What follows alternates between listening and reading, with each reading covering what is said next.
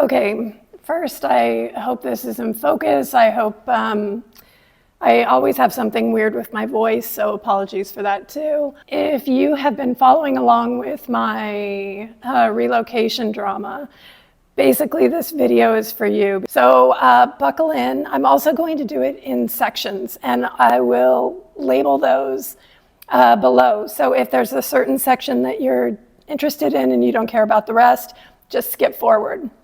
Okay, so my name is Angela Carson. I moved here last year in February with the sole intention of uplifting tourism to Balochistan. So I'm the person to spend the longest exploring Balochistan since 9/11. I've spent about 72 days now. Balochistan doesn't get a lot of love.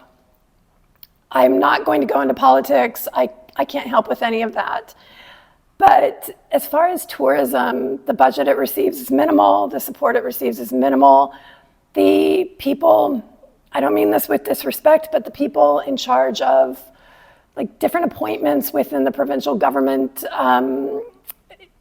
that are appointed to oversee tourism as well aren't really experienced in 2025 digital marketing for tourism, or even have been working in inbound foreign tourism ever. So Balochistan needs help. I came back, I had projects that I presented to the government to redo the logo, to build a new website, to start up social media, to make it look like the beautiful place that I've experienced, which should feel more like Dubai, Morocco, Saudi, in the experiences that you can have in Balochistan. So anyway, that's me. I've come here, I'm now setting up tours. I'm hoping that people will want to start joining them. And originally I had thought I'd be working quite a lot with the government, so I was based in Islamabad. Here begins the Islamabad story. That relocation was super easy. Pakistan is my 9th country I've lived in. I lived here for 1 year once before. I moved here from Kuala Lumpur, Malaysia. I knew where I wanted to live. There were only 3 buildings I was looking at in Islamabad. I started looking in advance of my arrival, and luckily I had an agent that I had worked with, or had tried to work with the last time I was here, but I ended up not staying and I moved back to Malaysia. The way it turned out, I found this building, 1 Constitution Avenue in Islamabad, and the Rawal Lake view. So anyway, that move-in was nice. They have reasonable rents and well, I mean, it was spendy like here, but it was easy peasy. I just assumed that that was Pakistan, right? That was going to be the experience, kind of like in Malaysia or Indonesia or China, Hong Kong, anywhere else I've lived. But that is not Karachi. I was trying to find my apartment remotely to save myself money. I stayed with my business partner and his wife. I had moved out of my other apartment because the owner had found a new tenant who was keen to move in quickly. And I thought, well, this is great. You know, I'll get my apartment sorted and then I'll just be able to move. But it was really, really interesting. Some agents here were happy to work with me, but they required a male to present himself on my behalf first. And I happen to have the best brother in Karachi. Hi, Adi. I've known Adi for like 8 years. And okay, this is a side note. I'm gonna put at the end, I won't tell you now, I'll keep going. But if you want to know how crazy it was when they thought I was a deep cover CIA operative and they pulled my brother Adi into interrogations like 5 times and his sweet wife, I'll put that story at the end, it's quite funny. Anyway, Adi stepped in on my behalf. He's like, Angela, of course, I'll go meet them. 3 different times. Once he was actually almost already at the location, he had agreed to meet people and they canceled on him at the last minute with such disrespect for his time and such an uncourteous way of behaving. I decided to come down to Karachi. I flew down. I started hunting, but my requirements for move-in and the fact that I'm just one person and I don't need a big apartment that's, 350, 400,000, I would quickly get outbid by other expats or other Pakistanis, looking to live here. And it became quite a challenge because the thing is, this whole thing that they do in Karachi, which they don't do in Islamabad, they force you to pay quite a hefty move-in. And it's not because, I've done enough investigating now to understand, it's not because of a distrust and owners being screwed out of months and months as people squatted in their place for free. It's because the owners want to take the money that you give them for the security deposits and the prepayments of rent and reinvest that in another property, another investment opportunity. So it's really unfair because it's taking our money that we would like to have as a savings or to invest, and the owners are using this in Karachi as a way to fund their next investment. And just so everyone is very clear, if you're an owner watching this or an agent, you can rent to a foreigner so easily with a 2-month deposit and month-to-month rent, because the moment you go into a police station and tell them that a foreigner is misbehaving and not paying rent, we are deported from the country. So there is no reason, there's no logic behind these massive, I had people DMing me telling me they had to pay a whole year in advance to get their place. Others 6 months. My girlfriend Rosie Gabriel, she had a house in Lahore. They required 6 months in advance for her. So when I finally was able to find something that I loved, I just quickly, without even visiting, I saw the video and I knew, because I had been here enough, I had seen 10 units at that point. I knew that this was, I fell in love. I told him, I said, look, can I send you money? Let's give them a deposit. I'd really want it. I don't want anybody else to see it. Angela, don't worry, this is through a friend. You're the first person to hear about it. So my friend contacted his friend. He's like, look, she really wants it. Can we go and check it out? So everything went fast and it was great. And the owner was very kind in accepting the terms that I requested. I was sure to send him, I sent the agent who sent to the owner, I believe, photos of me speaking on behalf of Balochistan tourism at conferences, photos of me projecting a really positive image of Pakistan, my media kit and different things in Balochistan to show I'm really here to do good, and if he can be gentle with the terms, that would be great. And they were. We signed the agreement. It was fantastic. There were a couple of things that started to, the cracks started showing, right? There are only a few lights in the entire apartment. There are lights in the bathrooms, and there are a couple of lights, one in the hall and 3 here in this room. The rest, and the fans and the appliances, even the oven and the hood and the extractor and all of those things do not exist in this apartment. And things like the oven and the hood, those are in every apartment, even the unfurnished apartments I saw in MR. Even the ones that didn't have appliances or a television, they all had ovens and hoods. This one had nothing. It's bare bones except for a few lights. The owner's agent counted all the lights. He's like, okay, how many fans do you think? And I said, no, 2 fans in here, 1 in each bedroom, that's it. And he said, okay, we'll get all this fixed. And I said, it has to be clean too, because when you'd walk, it was like stepping on freshly fallen snow. This apartment had stayed empty for 5 years. And it was because the owners had originally thought they'd move in, then they decided not to, and now here I am. So they said, yeah, of course, cleaning and all of that. And so we agreed. That was it.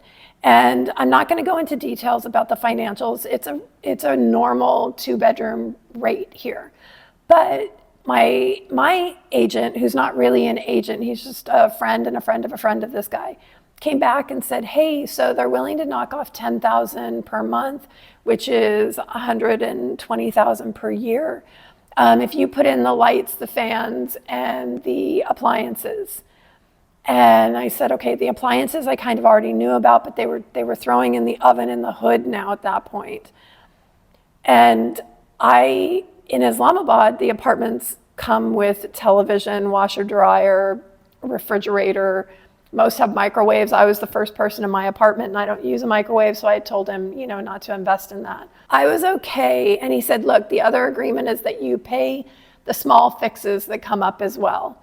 And I said, okay, that's fine. So for me, there's like a lot of little painting bits, and the varnish on the wood needs to be touched up, and every place there's wood that needed to be redone. The handles on the wardrobes all have to be painted. The paint on, just there's lots of little things. My list is like, actually, I'll put the list here so you can see. As the day came when the movers had brought all of my things from Islamabad, the owner's agent knew that I had already told him. I said, okay, I need to go in before the movers come so I can shoot a video. I wanted to do a condo tour video, but without all of my stuff in it. He knew that. For days, I had said, okay, at 1 o'clock, I want to show up. The movers will be there probably around 3. And then the day of the move came. I showed up. I had checked out of my place. I had my luggage. I'm calling them. I'm like, hey guys, I can't get into security. They never set up so that I could get in. That was one thing. And I was supposed to also inspect everything before my movers delivered everything, because if it wasn't right, or if anything was like catastrophically terrible, I would have things put into storage and I wouldn't move in. But they wouldn't let me inspect. They also hadn't done the cleaning. And with the timeline of this, there's about a 24-hour window when all of this stuff is happening. I'm just condensing it. So then the owner's agent tried to get me to pay for the cleaning, and I held my ground. Then he tried to tell me that I was to pay 50%, he paid 50%, and he wanted me to put it in his own private personal bank account. And I said no to that as well. Then I'm freaking out because this is like, I only had a few furniture bits, my bed and things, but I don't want those on like this thick of dirt. So that was a nightmare. It finally got sorted. I got things moved in. And then all of the things that you just expect, right? I'm going to put the list here of things that weren't done. Just the list of just basics, right? Wasn't done. The amount of bird poo on the water heaters and the air conditioning units is so thick and so gross. Every single bathroom has leaks. One toilet doesn't work. So I was like, well, okay, when are the handyman, when's the handyman coming to fix everything? No, you're doing that. I was like, no. I agreed to the small stuff. I didn't agree to all of this. And that's when this whole like debacle that you've been following has started on social media, because I knew that wasn't right. Like there's a certain human level standard of move-in that you expect, and that includes bathrooms that don't leak, hot water, electricity, those kind of basics, right? And it was so stressful. It got to the point where they were sending me demands to get out within hours. The internet guys had just left, my new home Wi-Fi was set up. Like they told me that I was to get out within a few hours. They would return my deposit and my rent, but not compensate me for the relocation, because I was now going to have my whole place packed up again. You get it. And I got so scared. I called my attorney in Islamabad, who had helped me set up my company when I first moved here. He was in Thailand. He sent me like basically one of those, when you're like in a lounger and you send you've got the photo and it's like, it looks like it could be hot dogs or legs. He sent me a hot dogs or legs photo, and he's like, hey, I'm in Phuket. I'm so sorry. What's going on? So I sent him an audio note, and he's like, hold on. He found me a lawyer, a friend of his uncle, who's from Balochistan. He's from Quetta. When he heard of all of what I was doing for Balochistan, he stepped right in, and he's like, Angela, let's get this sorted. He's like, first of all, I need you to just calm down. Like, you don't have to worry. He said, you have a signed agreement. They can't force you out except for with a 2-month notice. I've just read your tenancy agreement. He said, the tenancy agreement is written in favor of the owner, but where they've stated that they are turning over a unused, like new move-in condition apartment, he said, what you're describing as what they're refusing to pay or force you to pay are included in that. And I said, yes, right, okay. So then began like a few days of trying to navigate this with the lawyer. And it got to the point where the owner's agent was still refusing. The third day of it, I was there because we were going to go to court and file papers, because he was still like the small things that I'm paying are much more expensive than the big things that they needed to pay. But it was the principle of it. Like the big things that they need to pay are about 50,000 rupees, which in the scheme of things is not a lot of money. I don't know what that is, like $230. I don't know, I'll put it here now. But it was the principle of it, and I wasn't going to let them take advantage of me in that way. And it felt so disrespectful because this owner's agent also refused to speak with me. He refused to deal with me. He would deal with his friend, who was my friend, who was helping out and just connecting me to him. But he would never deal with me directly. But he would deal with any other man that came forward in my life, because someone else stepped in as well, a man, because my friend was off getting married. And I was basically left to my own devices with all of this. In the end, the lawyer even recommended to me to accept the lower amount. He was offering 40, then he got him to increase it to 45. And I said, no. I said, it's going to cost 50 to repair everything. And that's not even everything. The owner doesn't even care about everything. There's a broken window in this quarter. It's shattered like, I don't know, like a spider web. You know when they shatter, but they don't break out, the glass is still there? That's there. He doesn't care to fix it. There's lots of little things that are documented. They don't care to fix. They're just going to leave as is. And it wasn't until I said, I don't care. He's like, Angela, it's going to cost you $60,000 to file in court, probably. I said, I don't care. At this point, like, I would rather pay the $60,000 and go to court and have them do what's right. Anyway, that is what happened. And it took the threat of actually filing with the courts. But there are legal systems in place here in Pakistan that do protect the renter. You just have to read your tenancy agreement well and make sure that when you sign it, there isn't anything in there that is excluding you from being able to stand up for yourself in court or with a lawyer to demonstrate that you are legally in the right. So anyway, that's that. The owner's agent came with my lawyer here Friday night. Today is Sunday, it's around noon. They came Friday night, like 6:30 p.m., and we signed a simple piece of paper that doesn't make me responsible for anything catastrophic that might happen as I'm now moving in and trying, different showers and different things. So it's still, the tenancy agreement will still prevail in the case that anything structural is really wrong. That's not included as a small thing. But I did sign, I accepted the $50,000 to be able to repair everything. Those repairs start on Monday. And yesterday morning, I finally woke up and I felt like at ease in my new home, because I plan to live here for as long as I'm here in Pakistan, I hope. The view from my desk is wonderful. I sit at my desk like 12 hours a day, which I'm assuming all of my neighbors know by now. But I fell in love with this place. So it's done. But that is how. So if anything like this is happening to you, or if you have any kind of problems, get in touch with an attorney who's specialized in contract law, because mine is a criminal attorney, which, if I ever get myself arrested, he's my first call. Like, I'm going to memorize his phone number. Okay, now the story that I promised you.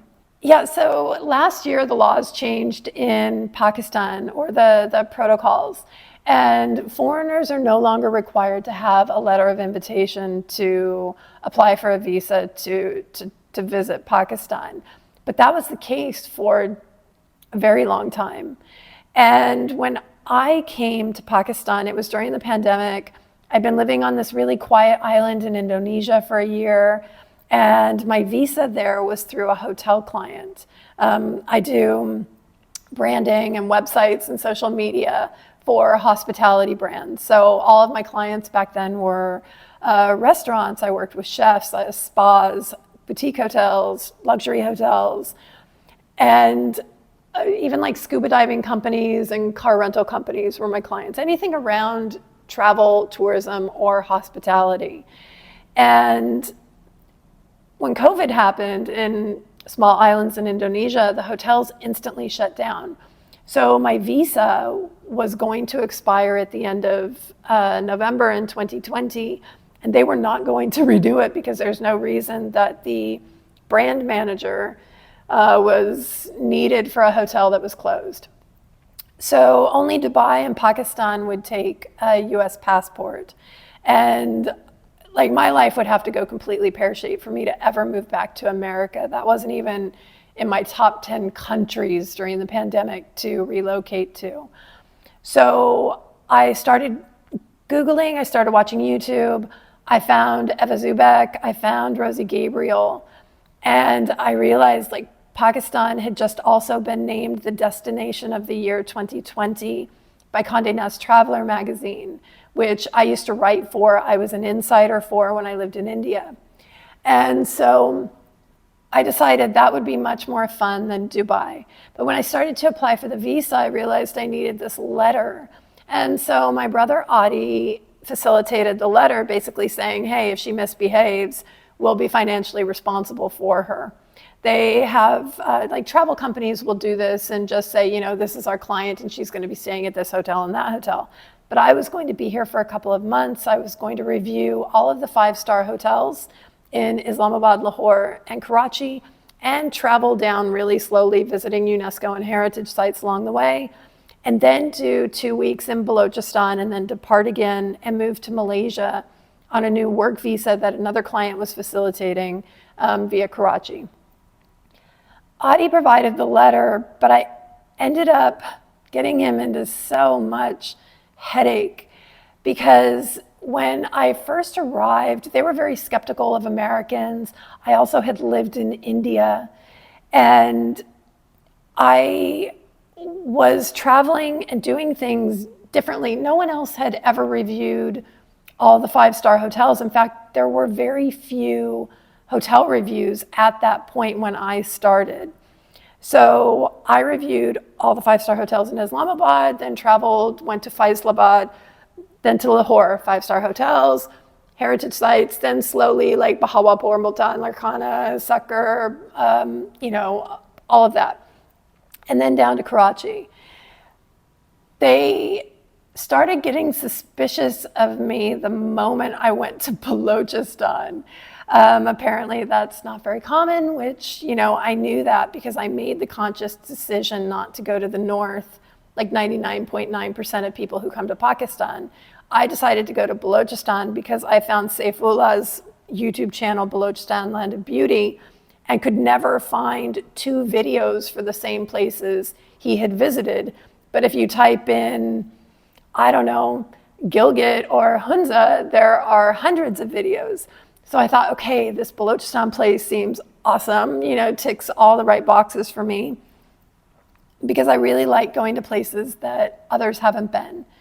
And Adi got called into the interrogation and immigration, I think it was 6 times, 5 or 6.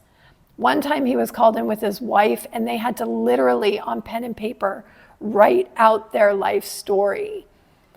And it was difficult for him. I mean, he's just a small business owner, and his wife had 2 little girls at that point. And I was causing a disruption in their life that was stressful to them, because the funny thing is too, like IS or immigration or the police, they never called me, they never talked to me, but they pulled him in a bunch of times. How do you know her? Where's she, have you received money from her? What's going on? Like, they also would contact every GM of the hotels I stayed at. Who visited her? Where did she go? Did she hire a car through you? What were the destinations? It was cuckoo crazy. I think they realized eventually that I was just a random traveler and curious and posting. I posted everything to YouTube back then too.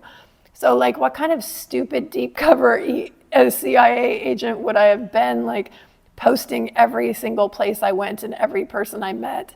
But this time, they started me off with a 1-year multi-entry tourist visa. Now I have a 1-year multi-entry business visa because I started my company.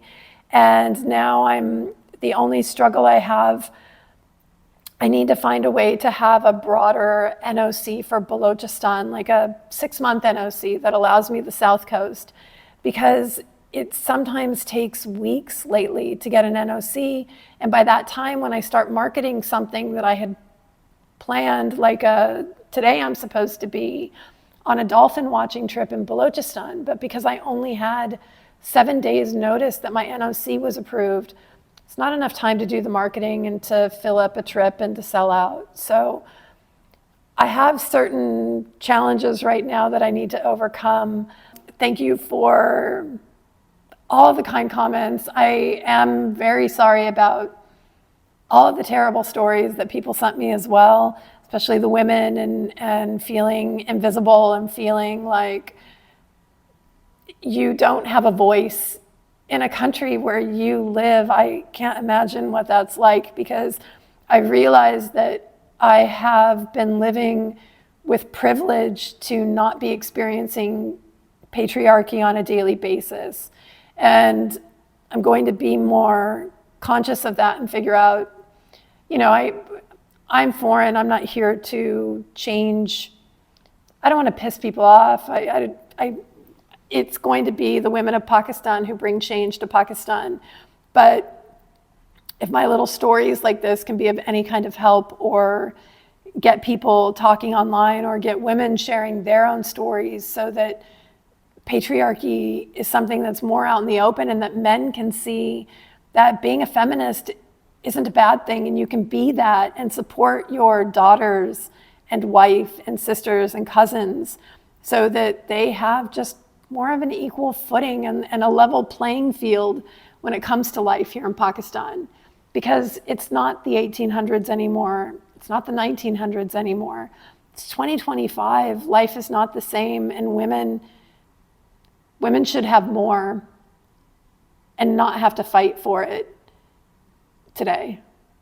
All right, guys, have a wonderful morning, afternoon, evening, wherever you are in the world. I will see you in the next video. Ciao.